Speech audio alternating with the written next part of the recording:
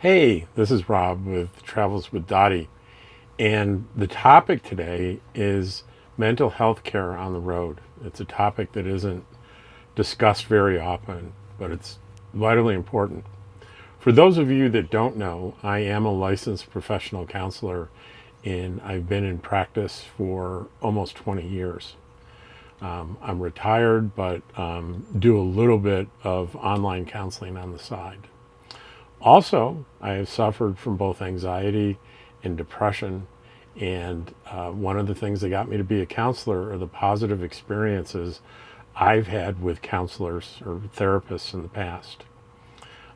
Beginning when I was 12 years old, I saw my first counselor. When you're on the road, medical care can be you can get basic medical care just about anywhere. Depending on your insurance situation, you may have to pay out of pocket. Most of us have high deductible insurance, unless you're over 65 and you have Medicare and you have a supplemental policy. So I'm really addressing those of us that have limited means and high deductible health insurance, which basically forces you into an out-of-pocket situation with getting mental health counseling. So I'm gonna not wait until the end to tell you this, that the most affordable online counseling that I know about that is operated in, I think, all 50 states is called Teledoc. That's Teledoc. And I am a Teledoc provider. And I know that people without insurance or high deductible insurance, it's $99 per session, which is, it may sound like a lot if you're not familiar with therapy, but it's a really good price. And while it may be prohibitive to have a session every week, that would be $400 a month, you can at least maybe get by with one session a month, and that's $99. So I wanted to get that out of the way. There are lots of other online services. This is one that I'm familiar with, and this is one I'm pretty confident about. And I think that I won't be the only one when you do your research that would say that Teledoc is probably the most affordable and most robust platform out there for people that have to pay out of pocket. So if you're familiar with counseling,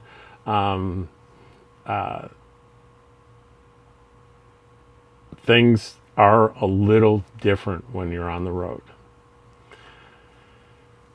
And it has to do with the regulation of licensed professional counselors and licensed clinical social workers and psychologists, which make up the world of people that provide talk therapy. It is regulated by state. Like me, I'm a licensed professional counselor. There is no such thing as a national license. So I live on the road and I operate as a therapist. And say, well, how can you do that? Well, I'm licensed in the state of Virginia. And I am free. My location isn't relevant, right? It's the location of the patient. So my patients are, I'm in Nevada right now. My patients are back in Virginia. And even though I'm doing a remote session, I'm licensed and regulated and need to follow the rules of the state of Virginia licensing board. I can't see people residing in other states where I'm not licensed. Now, I do happen to be licensed in two other states. That's Idaho and Florida. And Teledoc, another reason for picking Teledoc for nomads, is Teledoc will allow me to use my license in multiple states. And there are therapists out there that have multiple licenses. Not that many, because it's pretty expensive. There's an annual charge every year in each state, and it can run in over $100. And sometimes $200 to $300 initial licensing fee. Then there's a licensing fee usually every year. So here's a difficult thing. You may not be able to use the same counselor as you move from state to state. In fact, it's unlikely that you will find someone that will be licensed in all the states that you travel to. So you would need to switch counselors as you move across state lines, but it's better than no counseling at all. Okay, so we have sort of the logistics out of the way here, and this part is for people that don't really have experience with counseling. There are a lot of reasons why people want to schedule a meeting with a counselor. And the one thing they all have in common is the clients aren't very happy about something. Something isn't going right in their life, and they seek help. And often you won't be able to put exact words to how you're feeling. You won't maybe know that you're depressed or that you have anxiety. And one of the things that a counselor can do, a licensed professional counselor like myself can do, is they can actually legally diagnose a patient by asking them a series of questions and narrowing down what mental health diagnosis may apply. It's certainly possible that you can have someone that doesn't have any diagnosis at all. That hasn't happened to me yet in all these years, but it's certainly possible. One of the things that's important for you as a patient is take responsibility for understanding what you're being diagnosed with and why you're being diagnosed with it. There are, for certain conditions like anxiety and depression, two of the most common diagnoses that I run into, there are medications that can help, but a licensed professional counselor like me, I don't have the authority to prescribe medications. You would need to go to a medical doctor or sometimes a psychiatric nurse practitioner to do medications. So I'm not going to be talking about medications. What I am going to be talking about is what really is the value of a counselor. And I'm going to be talking to you from the standpoint of a counselor and as a patient. Because remember, my experience as a patient motivated me later in life to get a degree in counseling. It's a master's degree that I got. And I became licensed. So the way it works is you get a master's degree, and where I was initially licensed, it was the state of Texas. In addition to that, it requires 3,000 hours after graduation of supervised experience as a counselor, and half of that needed to be face-to-face time. So I needed 1,500 sessions essentially with clients under supervision to be fully licensed and able to operate on my own. So you're talking a master's degree, which full-time takes about 2 years, and then you have another 2 years of kind of working as an intern under direct supervision. So it's really quite a lot to get qualified to do it. Again, but what is the value of a counselor? It's helpful to think of a counselor as an educated, intelligent person that is basically being paid to advocate for you and to listen to you without judgment.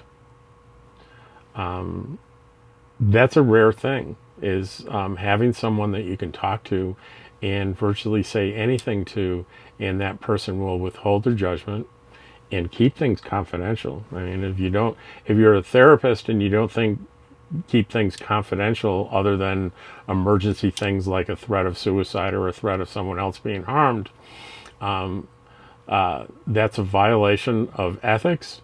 And if you have any involvement with insurance at all, you've probably heard of HIPAA Health Insurance Privacy and Portability Act. It's a direct violation of that. And if you break those rules, you very likely end up not being a counselor anymore. So they're super serious about confidentiality. So it's a super safe place and a super safe person to really tell them what's going on with you and what you're thinking and what you're experiencing. Because quite often when we're in distress with anxiety or depression or both, we have things that we probably don't talk about to anyone because we feel a sense of embarrassment. And we feel that we feel vulnerable and afraid that, hey, if we disclose this stuff, is it going to come back and haunt me? And that's why sometimes we don't divulge certain things to even close family members and friends because of that fear. But with a counselor, it's a safe place to do that. And so you're paying someone to listen to you, you're paying for them to be non-judgmental, and some people go, well, I guess I'm paying them to care too. And there's a little bit of truth to that. But I tell you, if you've ever seen Ted Lasso, it's a series on Apple. There's a great scene between Ted, the coach, and a therapist who he's angry at her, saying, why should I be in therapy? Why should I be with someone that just doesn't really care? They're paid to care about me. You get an hourly rate to care. And she comes back and says, would you coach for free? And he goes, yeah, I would. And he said, but do you? And he goes, well, no. But does that mean you don't care about your players? And he said, of course not. I care deeply about my players. And she said very wisely, why can't that be the same for me? People become counselors because they do care about the people that they talk to. And if you're a counselor that doesn't really care, you can't hide that from anyone, right? And if I have counseling sessions with someone and I'm indifferent or I don't care, even in this online environment, that's picked up on, and I'm not going to have repeat customers, and I'm not going to have fun doing it, so I won't be a counselor very long. So I think it's a pretty good bet. If someone's a counselor or a psychologist and they're doing talk therapy, they do in fact care about you and what's going on with you. I get pretty attached to my clients and what's going on with them, and I get curious and excited to find out what's happened with them in the past week. Now, it's not the same as a friendship. It is a professional relationship, but there's such huge benefits to that professional relationship. Is you get somebody that, hey, they really do care, regardless of the fact that they're getting paid. They can't tell anyone anything that you said, so worries about gossip or just evaporate. And they're a person that is objective. They don't have any personal attachments to you. They don't have any skin in the game other than those counseling sessions. So you can get really objective, intelligent viewpoints about what's going on in your life and what you think about those things. And it can be really super powerful for you to feel better about your life and to reduce symptoms that you may experience in terms of depression, loneliness, and anxiety. I'm doing this video because I care about people that are uncomfortable and could benefit from counseling. Yeah, I have a YouTube channel, and yes, it's monetized, but basically this video will probably get, if it's a big hit, I'll get a few hundred views, and if I'm lucky, I'll make $1. So I'm definitely not on YouTube for the money, because you have to work a lot harder than this, and to build up a YouTube channel where there's any kind of serious money. So that's not why I'm here. But if you have sort of general questions, you can put them in the comments, general questions about mental health or counseling or kind of generic kinds of situations. I wouldn't, ask, divulge personal stuff in your comments, but I'm happy to answer any questions, and I certainly encourage it. So, if you want to feel better about yourself and about your life, and you think that counseling could be a help there, then go to Teledoc. And no, they don't sponsor. I don't get any kind of kickback whatsoever. I just happen to be a provider on a platform that is very conducive to nomads, and I think is affordable. Almost everyone can find a way to get $99 a month. It's mostly when they're moderate to severe symptoms. It's preferable to get weekly treatments or weekly, but if you can't afford that, getting treatment once a month is better than not getting treatment at all. And all you nomads out there, you fellow full-time RVers and van lifers, my heart goes out to you if you're suffering in any way, and I hope this video can help if you are. Until next time, Rob with Travels with Dottie.